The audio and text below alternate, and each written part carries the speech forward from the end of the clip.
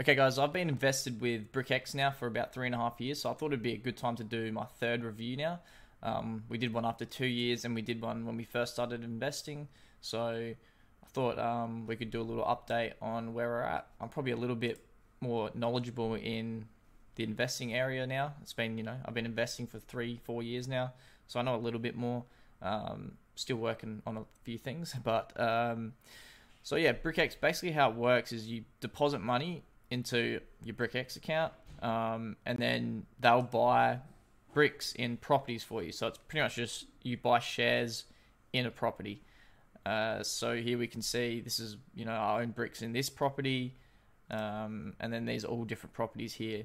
And then you obviously, the values of the bricks go up as the value of the property increases, and you also get a distribution of rent. So you get a percentage of the rent for each house on top of that. So here we can see we've been investing since December 2019. We were doing $50 a month for about 2 years. Yeah, and then we changed to $200 a month from there. So let's quickly just look at my returns to just begin with.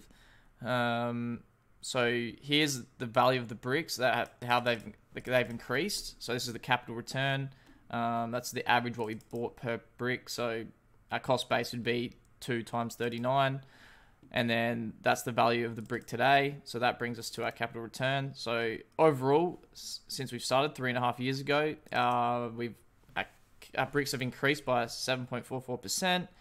And then we've obviously received rent as well. So that's the $88, which is, over 3.5 years, a 9% return isn't anything astronomical, especially considering, in the news, you've seen a lot of stuff, I'm sure, about, housing prices increasing. So it's kind of hard to correlate that exactly because obviously, all these properties have different returns. So, if your house went up by that much value over the time you bought it, you'd be very happy over a 3.5 year period. But obviously it gets averaged out because you're investing in so many properties.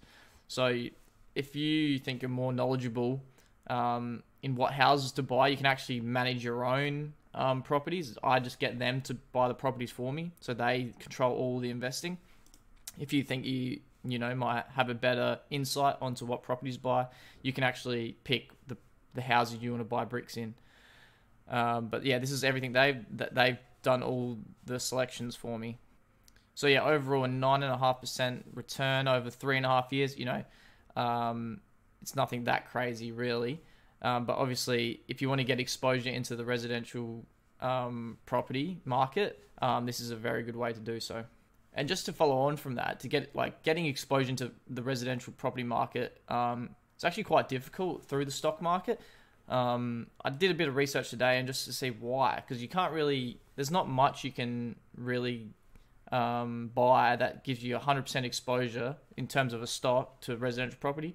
And that's mainly just because it's such a small portion of the ASX in terms of, Australian listed property sector. Like, as you can see here, it's only like 5% of the entire sector. So that's why there's a bunch of other reasons in terms of tax and just more the incentives to own the property individually rather than, through an investment.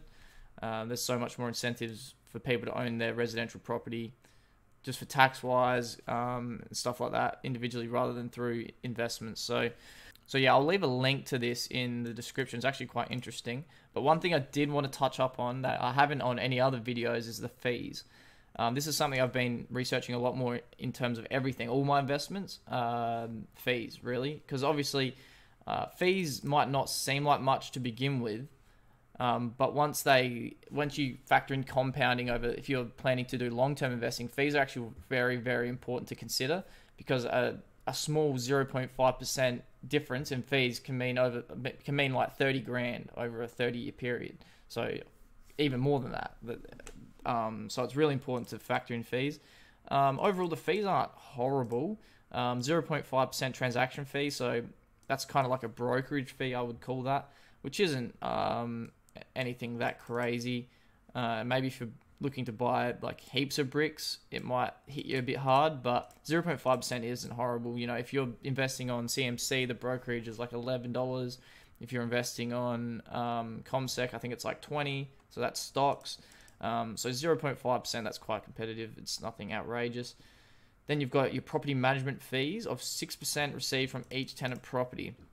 So obviously each month for each property you own, you get a distribution, which is the rent for the people living in the house. And obviously they're taking 6% off that. So if we go back here, we can see I've received $88 rent over the 3.5 years. So they've taken 6% off the top of that, which,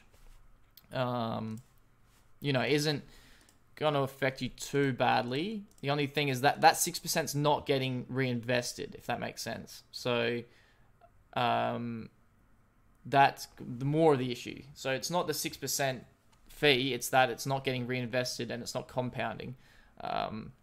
So that's something you need to factor in as well. But that's better than the 6% being on like the deposit, like the initial investment, because that would be outrageous. 6% off your deposit that's not getting invested would be, way too much. So, the fees aren't, terrible. They're not amazing.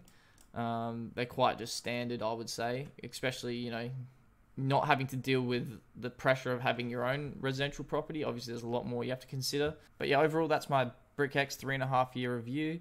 Obviously, the returns aren't anything spectacular, but if you're looking for a safe investment that's in the residential property that you can't really get exposed to through the stock market, this is definitely an option.